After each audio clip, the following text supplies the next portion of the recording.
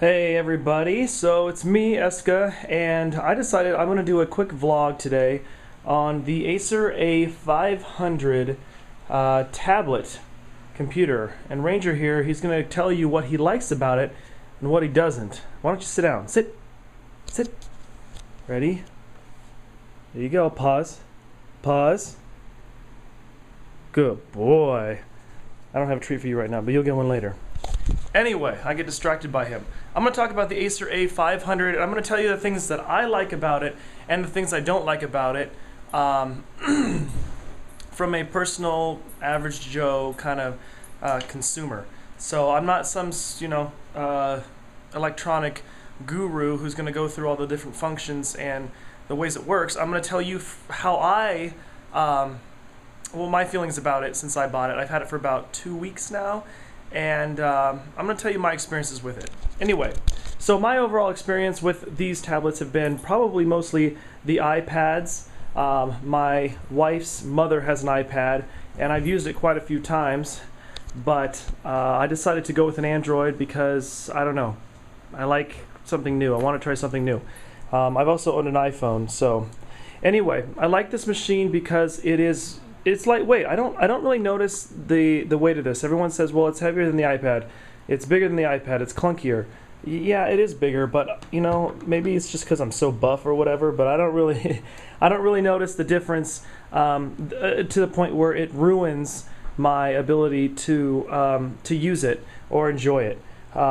If you're wondering, this little stand it's on is actually one of those picture frame stands you buy at like Target. It was $4.99 instead of me paying like 30 bucks for one of those stands that you buy that are specifically made for these devices. It's just too expensive. So anyway, I do like the device. I like the overall feel and design of it. It has this what they call titanium back or metal type back, which I like. It looks cool. One of the major selling factors of this device for me is the USB input on the side, and that's what that little black thing is right there in the corner. I have this little mini keyboard hooked up to it right now, so you can hook up keyboard, mouse, you can put storage devices on it. You could hook up, I essentially think I could hook up my Kodak camera here and probably get files off of it. But anyway, on this side it's kind of hard to see, but it's got a I don't know if I can get the light on there, but it's got the USB input, and it's got a mini USB input as well. And on the other side it has the HDMI output and headphone jack on the corner there, and that little button on the top is the power button. My biggest complaint, probably when I first started feeling this device, is the volume button. It's kind of hard to push.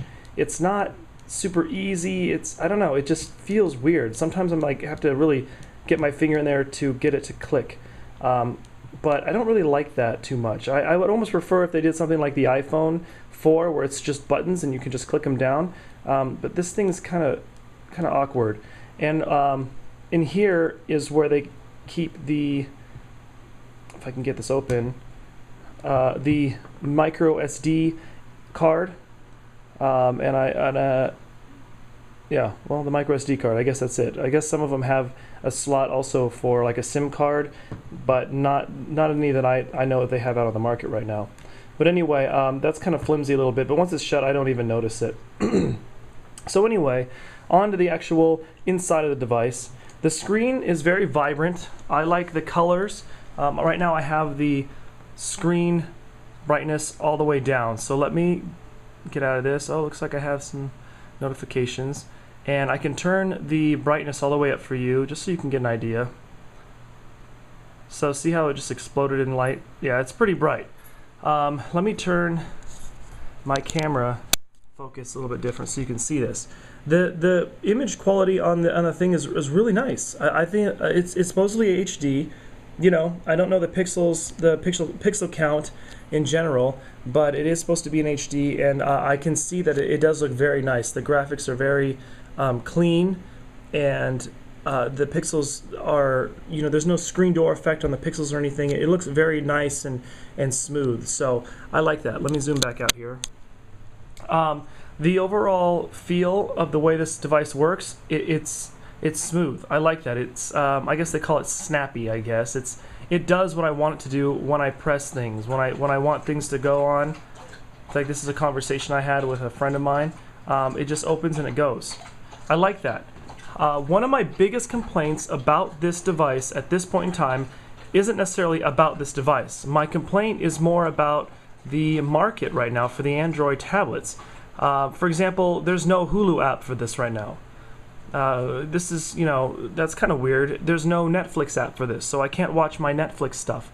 That's a little frustrating to me, because that's one of the coolest things I would think could come out of this is some entertainment, right?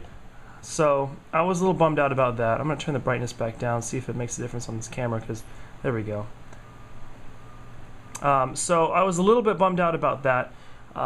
But overall, there's a lot of apps. Obviously, all the apps that work on like an Android phone, for the most part, work on this device. So you have a lot of those selections, but they need to make more apps for the tablet in general. And I understand these are new machines, so they're still working on it. But come on, I would like it if it had at least Netflix. I don't know why I'm able to get Netflix on a phone, but not on my tablet. And they made Netflix for iPad, so come on, let's get on this. But anyway, I do like the apps that I can get. I'm pretty happy with them, so I'm okay with that. Let me see, what else do I like about this? Oh, the camera. The camera is pretty cool here. Let me show you this. This right now is the video of my kitchen, as you can see. It has a camera on the back and a camera on the front. Uh-oh, my stand just opened. So if I press this button right here, I can flip it around. And then there I am filming. So that's cool. That's a pretty cool feature. I like that. I actually have used it for video chatting and stuff like that, and it works well. It does what it's supposed to do. It also has a flash built in. Let's see if I can give you an example of that flash in action. Let's see here.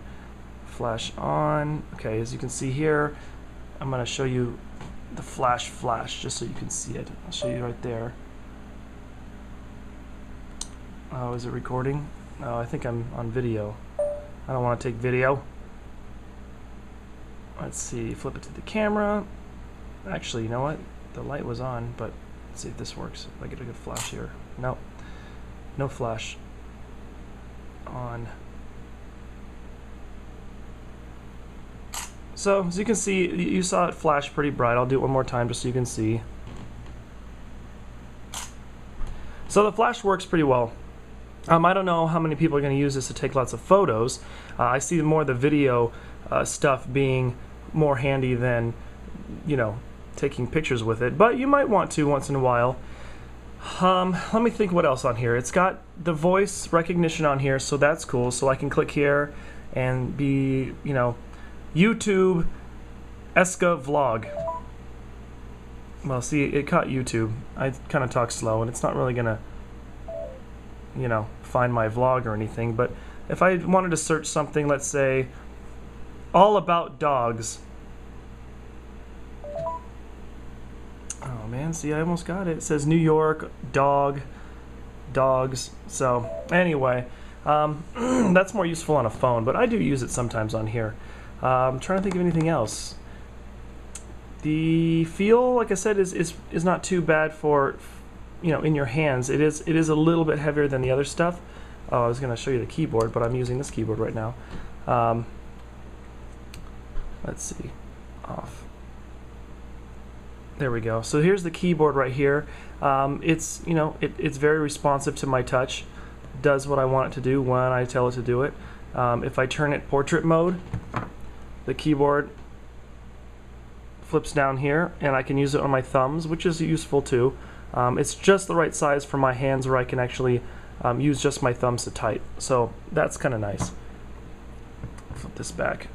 Let me think. What's interesting to me is the performance here. Like I said, it's pretty smooth, pretty snappy, works well. But when you turn in portrait mode, it becomes just a little bit slower. Not a lot, but it's a little bit more jumpy. Not to the point where I can't enjoy it, but I don't really use portrait mode that often anyway, so I'm not too bothered by it.